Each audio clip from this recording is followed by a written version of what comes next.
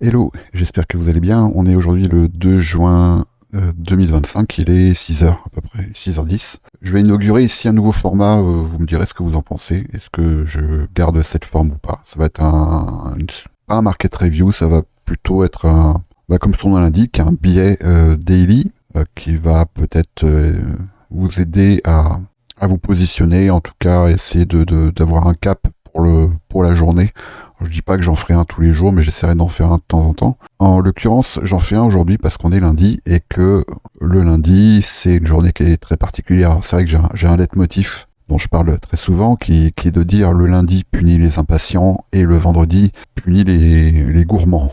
En gros, le marché, c'est un petit peu les 7 péchés capitaux, quoi. Raison pour laquelle, moi, je serais tenté de vous dire le lundi, laisser un petit peu le marché, abattre un petit peu son jeu, et puis éventuellement, après, vous pouvez voir qu'est-ce que vous pouvez en tirer. En l'occurrence, lorsqu'on voit ici, là, j'ai la charte en daily sur le Nasdaq. Ce qu'on peut observer, c'est qu'on est toujours contraint dans cette espèce de mégaphone là que j'avais matérialisé il y a quelques jours dans un market review, que le prix, voilà, on voit ici, la mèche là est venue retravailler très légèrement cet imbalance ici, consécutif à cet order block. Donc qu'on ait une réaction ici, ça me semble normal. Maintenant, alors je vais continuer, je vais afficher ça. On est dans un contexte particulier qui est à l'intérieur de ce mégaphone d'une compression avec, pour ceux qui ont déjà entendu parler de ce concept, un CRT, c'est-à-dire un Candle Range Theory, c'est-à-dire qu'on est contraint ici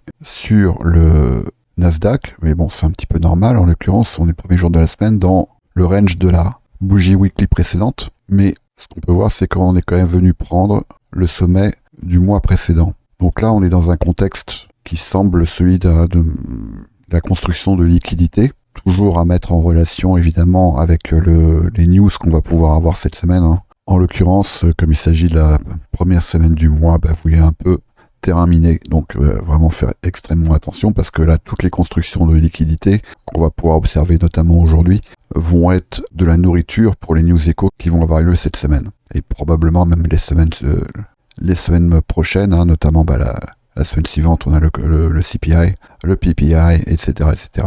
Voilà, donc raison pour laquelle moi je vous invite à pas vous précipiter, à attendre au moins déjà de voir peut-être ce que la London va délivrer, et puis ce qui va à mon avis être intéressant à observer, ça va être le turtle soup, c'est-à-dire en gros l'action du prix que vous allez pouvoir observer entre 7h et 10h en gros, la fameuse kill zone. Et peut-être, je dis bien peut-être que à partir de 9h30, 10h, il y aura des opportunités. Voilà en tout cas ce qui se passe sur le Nasdaq. On a à peu près quelque chose d'assez similaire sur le SP500. SP500 qui est quand même moins nerveux, mais en tout cas on voit bien ici cette zone de compression. C'est quelque chose qu'on va observer également sur le gold. On voit bien surface de compression ici. Euro-USD également. Voilà. Et puis le dollar, on est également dans une surface de compression, de consolidation. Donc ça, c'est un contexte très particulier qui, en termes d'action du prix, correspond à de la construction de liquidité, en fait, hein. Donc ne soyez pas le garde-manger du marché, attendez que le marché se détermine, et là, vous aurez certainement des opportunités. Et pour revenir dessus, même si j'ai tendance à radoter un petit peu, on voit bien que là, on est dans ce Q2, on est bien dans une surface d'accumulation. Voilà, donc je ne m'attarde pas sur les cryptos, là c'est vraiment un daily bias destiné au VIP, indices, forex, etc. Donc voilà, globalement on peut voir qu'on a une constante, hein, sur toutes ces catégories d'assets à risque, également sur le gold.